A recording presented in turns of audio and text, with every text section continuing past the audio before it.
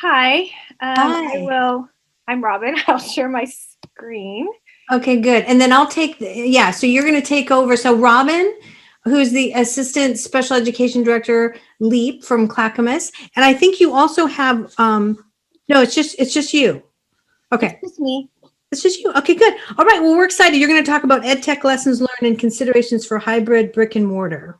That's right. Cool. All right. Well, I'll be on mute if you need me and I'll be watching chat. Great. And I actually don't, I just really have an ESD slide. So maybe I don't need to go to the, Well, uh, you can share. You have screen sharing rights at the bottom of your panel there. all right. So thank you very much for inviting me to speak today. I haven't spoken for a while, but I used to kind of be out there talking for the Oregon Department of Education. Some of you may know me from my time working on chronic absenteeism. And I also spent some time working with the Edtech leadership program that's been running for many years through the Oregon Department of Education. And now I am working as the assistant special education director at the Clackamas ESD and the program director for the Life Enrichment Education Program. And I want to tell you a little bit about my program, but then I want to talk more generally kind of beyond my program because it is so specialized. But for those of you who might not be familiar with the LEEP program, serves the 10 I'm sorry, anyone can interrupt at any time too, please. But I won't be able to look in the chat. So please raise your hand or interrupt me if you have any thoughts or questions going forward. So anyways, working for the Life Enrichment Education Program, we serve the 10 school districts in the Clackamas ESD, and we provide a comprehensive education to students grades K through 21 with multiple disabilities and complex communication needs. My previous life was as a speech and language pathologist, an assistive technology specialist, and an augmentative and alternative communication specialist. And when I come to kind of ed tech conversations, I think I always bring kind of the other side of educational technology, if you will, the assistive technology piece. For many of our students who are either on a 504 plan or who receive special education services on an individualized education plan. So so I started my new career literally while Clackamas was on fire and in a pandemic. So it's been a super exciting 6 months, and I'm hoping at some point that things calm down a little bit. And of course, like many of you, we are moving toward, if you're an Oregonian, we call it LEEP. It's not my favorite acronym, but limited in-person instruction, trying to move from, at least in our districts, all of our students have been in comprehensive distance learning really since March. I hear many people describe kind of the education that we were able to provide between March and June as kind of crisis teaching, and that we've been able to, in a very impressive short period of time, be able to provide a better, more planned, more pedagogically appropriate education online starting in September. So one of the first things I just wanted to kind of point out is, as a consumer of social media, it was very apparent to me early in March that people were predicting that individuals with disabilities would really be on the losing side of comprehensive distance learning, and almost categorically so. Instead of just saying that some kids were not going to benefit from this model, there seemed to be sort of a kind of collectively in the air and the water, a lot of discussion about how this was not going to serve students with disabilities. And that wasn't my initial thought. I actually, one of my favorite quotes, if you've ever heard me speak to it before, you've heard it, is a quote by a person who used to work for IBM. Her name's Mary Pat Radabaugh, and the quote goes, "For people without disabilities, technology makes things easier, but for people with disabilities, possibilities. Technology makes things possible. And although we're not always talking about digital learning or digital technology, we are talking about the environments that we design as human beings. And when those environments are designed for a wide variety of, well, in the school setting for learners, right, then more of our kids have access. So, going forward, the two things that I kind of wanted to discuss today, and then I know it's a short period of time, but hope that maybe people feel like they could weigh into on some of the points that I'm making. I would love to know if these are kind of more unique to our program in LEEP, or if these are kind of more widely considered across districts, particularly in Oregon. But the two things that I kind of wanted to talk about were interconnecting problems that I think we have in comprehensive distance learning, that I think we will have as we transition to hybrid for some of us pretty quickly here. And then historically meaning just a year ago, we were in brick and mortar, but it feels like 10 years ago that we were in brick and mortar, and that we've kind of been in this new normal for quite a while now. But those two things being access and then also adult learning. And when I kind of first put them next to each other, I was like, oh, they kind of seem far apart. And I was like, but they're really not. They're kind of best friends, and they work together in the education system. And I think they're two areas among many that have really come to the forefront of what we're doing as educators, and how we are responding to the pandemic, and how we are adapting, quite frankly, right, as educators. So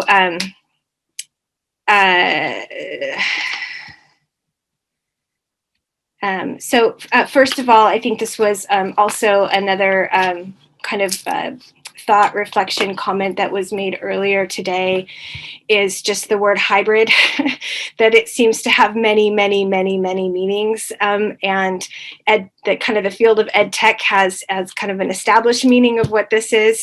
But then now it seems to mean kind of any kind of combination of sort of learning strategies or learning models going forward, rather than having a little bit more parameters around it, of it being a pedagogical strategy, that there are actually times when in-person learning really facilitates the type of student outcomes that we want. And then there are other times when using a hybrid approach, where we're using, we're all working together in a Google Doc, or we're flipping a classroom or something like that, that there really is this hybrid between these digital tools and in-seat learning on behalf of student learning going forward. So for right now, I feel like the kind of hybrid that the LEEP and many of the school districts in Clackamas are talking about was kind of, again, given a nod to earlier in the conversation, is that kids are either they're either coming to school for a day or two, or they're getting comprehensive distance learning and they're online. And those are the two models, but not necessarily that they're braided together, and that they're necessarily a pedagogical strategy, but instead a strategy that we're using out of need. We don't have enough room to bring more kids in, or we need to keep kids at home because it's the safest place for them until we move forward with vaccines. So let's talk about access. One of my favorite words. Access, again, is a huge umbrella term. Oftentimes, when I ask people about access, they immediately start talking to me about internet access. So it kind of depends on the context you're in. When we talk about access and we're talking about the students that we serve in LEAP, we're really talking about a very wide range of what we mean by accessibility. And I think that something that's come out of in response to the pandemic is realizing that access is a really big issue. And the internet being a huge piece of that. We have many students who have struggled to connect because of internet, or reliable internet, or access to devices, or even if we get devices to them, families and children understanding how to use those devices consistently and reliably. Those have all been, we've built tremendous infrastructure just around how to support families and students with tech problems. But and again, like I said, I think that the pandemic has sort of magnified this access issue for our students. Our students need access in terms of closed captioning. They need access in terms of Braille. They need access in terms of a touch screen. They need access in terms of text to speech or speech to text, or even being able to use picture communication symbols instead of words. And many of the kind of the off-the-shelf programs do lend themselves to some of that modification. And so we've definitely been on a journey looking for the pieces of technology that can support this sort of bigger access, if you will.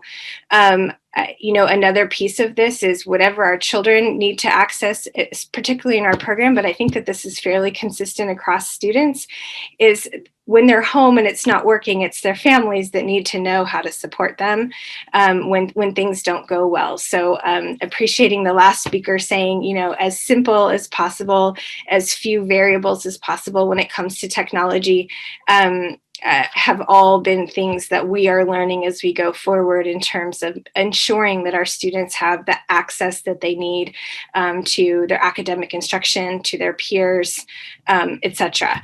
So, and just a reminder, I think we all know this, that if we, again, are really thinking of access on a wide, broad range, for students to meaningfully benefit from comprehensive distance learning, we simultaneously have to consider age and grade and race and ethnicity and culture and disability and language and gender and even sexual orientation. We know and background knowledge and economic status, that every single one of these and more variables have again been more obvious maybe than ever in terms of how they impact whether or not our students are benefiting from the pedagogical models, learning models that we're putting in front of them.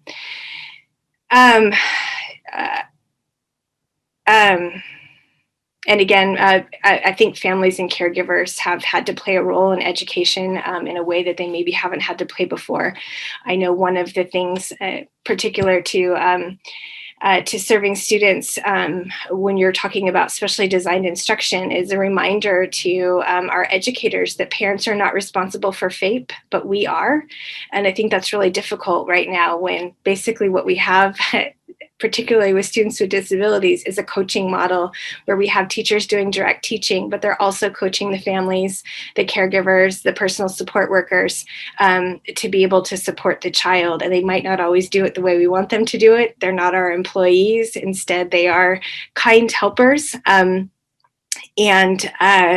anyways, we can kind of get mixed up in this idea of wanting them to support in a specific way and reminding ourselves that it is us that have to keep trying to solve the problem of how we're going to educate students during distance learning. So, one of the lessons learned, I think many of us, again, there's been a nod to this today, is that a single point of contact for families and students. I have 3 of my own children at home, one doing college remotely and 2 doing high school remotely. One is in the gen ed setting and the other one attends class in a self-contained classroom. And I know as a parent that and someone who feels like they have some understanding of educational technology, March and April and May were an absolute disaster when it came to emails and whether they were coming to me or my husband or my kids and which teacher they were coming to, and multiple links and multiple learning management systems. And it was really tough. It was pretty clear that that's something that we needed to get under control when we started in September. And I think one of the things that has led to many of the successes that we've had in our program. Go ahead. This is Leilani. So as you're talking, and I'm sort of like going through in my mind the things that teachers are doing, right? Mm-hmm. So like the workload, and I've started to like scratch a little bucket list of which buckets are the biggest buckets. So our research showed that teachers are already spending 25 to 30% of their time finding the things, yep, and then sequencing them into lessons. Yep. Okay. Building lessons. Okay. So that's a huge portion of time. And then the delivery and execution time is easily 40%. And then you have this added time now of traffic. And I don't know what percentage that is, but I'd love to know. And then they're supposed to do time on reflection, and they're supposed to also do time on personalization and direct instruction to fix the kids that are running behind, right? So those are more than all the 100% of time that's actually there. What are your thoughts on, how much time people are spending on what teachers are spending? Based on what you've said so far, I'm really fascinated to know what you think. Well, actually, I think those are some of the great things that have come out of if we kind of move over to when I look at our teachers, what have our teachers done is, I think one is early on, we set up the infrastructure for meeting. We had kind of loose agendas. I don't know that at the beginning we knew exactly what that was going to lead to, but we knew that everyone needed to start talking to each other. And I think what's happened, particularly in our program, is that there's been incredibly increased sharing of materials. So the wheel's not being recreated as often as it might have been in brick and mortar. There has been, I think there has been, because everybody was learning something together that they didn't know, there was more ability for teachers to take risks, it was easier to make mistakes and just kind of laugh and figure out how to do it again together. I believe actually in our program that tremendous efficiencies have been put in place, but we're also a program that has incredible demands on individualization, personalization, and differentiation. I mean, we rarely have two students that benefit from the exact same thing at the exact same time. Again, in our program for serving students with complex disabilities, this is the first time that most of our students have really been educated in a group all at the same time. And it's been pretty successful. I think initially, again, like I said, this sort of in the air and water, that this is something that wasn't really going to work for students who need such high levels of, individualization, personalization, and have such high access needs. I mean, we have a hard time pulling technology off the shelf. We have a hard time pulling curriculum off the shelf.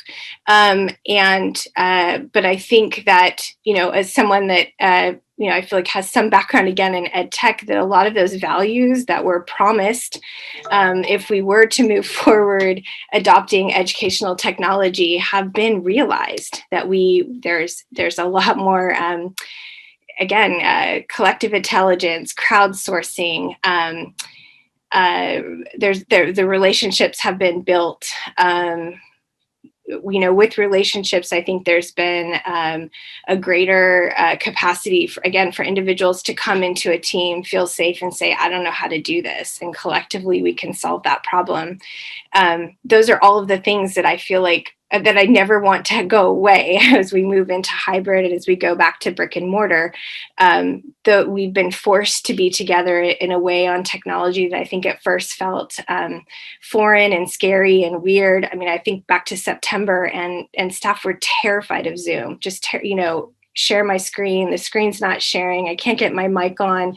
And we're so far beyond that. I think the field of technology has been propelled, of EdTech has been propelled a decade into the future. We had lots of individuals who loved technology, who were great at technology, who did amazing things with technology, but we also had a large group of individuals who,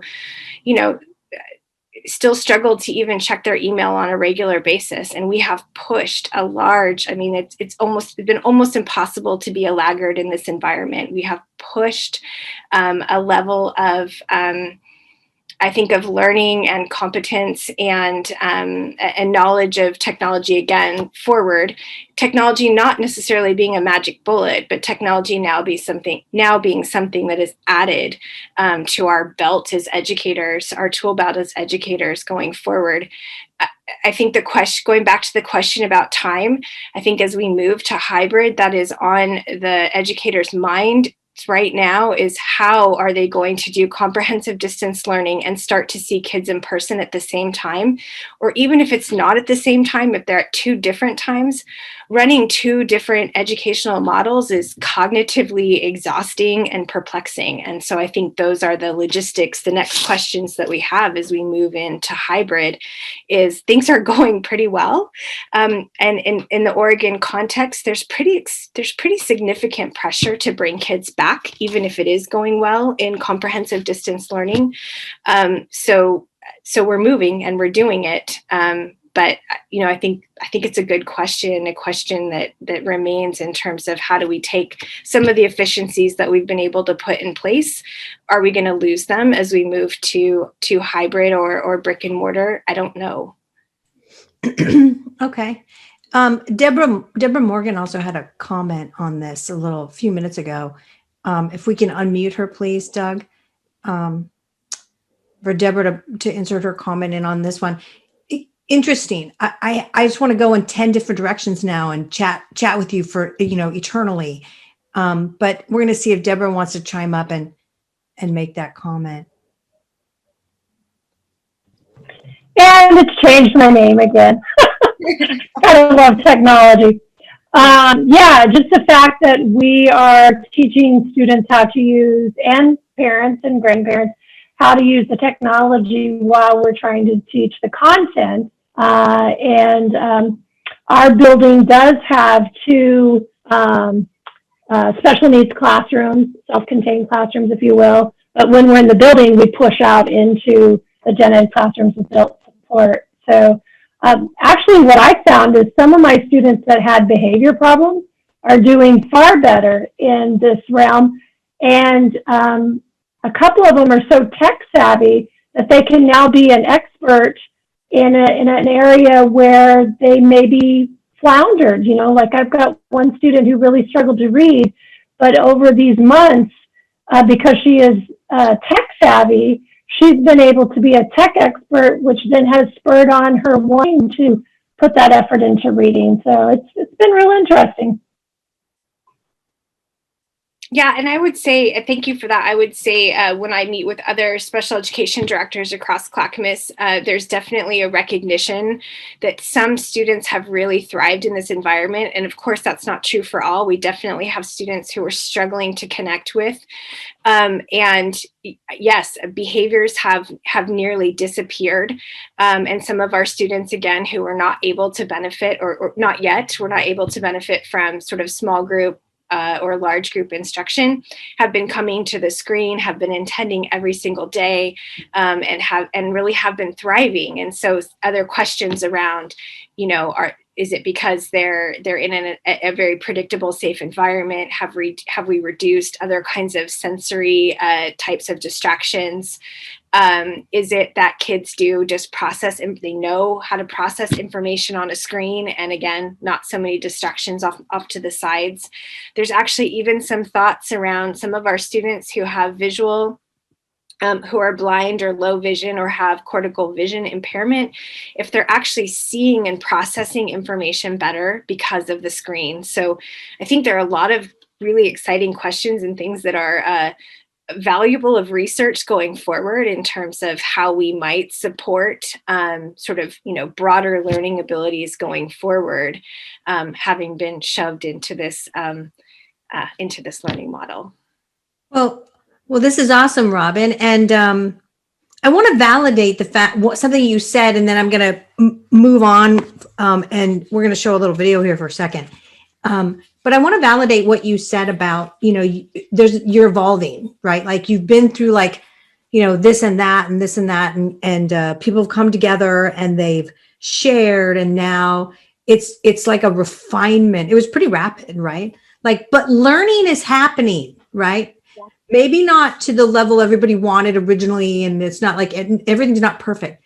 But you know what? It's a miracle. It's a miracle that everybody just pivoted and scrambled and freaked out and did whatever they had to. Let's just validate ourselves for a second, right? Nationally, that's what all of America was doing. And that is super positive. And we have to really recognize that, like have a moment. And I really appreciate you said that. One of my talking points was that celebrating these big and small wins that have happened, because I think you can get kind of sucked into the media that it's fairly negative. And again, there's nothing, nothing perfect happened here. This was a big mess. But I also think that, when we think about growth mindset, I think the staff believe that they can solve complex problems. They've been doing it now, they're tired, but they've been doing it now for 6 months. Mm-hmm. And I just think that we've been able to really move people in a way that, I don't know, that I celebrate every day. I really do. And just think that we come back eventually to brick and mortar. Again, lots more tools, and even just the infrastructure that we had to build, right? So, we have cellular enabled iPads for every single student in our program. We wouldn't have had that without this. So anyways, I really appreciate your time, and thank you everybody for giving me a couple minutes to speak about what it could look like for the students with disabilities. And yeah, thank you. Yes. Well, thank you. Okay. So hi. Yeah. So goodbye for now, Robin. Thank you so much. You don't have to leave, but we're going to have you take your camera off. And we see Chelsea is here, but Chelsea, we have to take a little commercial interlude and share from Alyssa Rosen the Codesters video really quick, which sort of is a setup for the whole motivation conversation.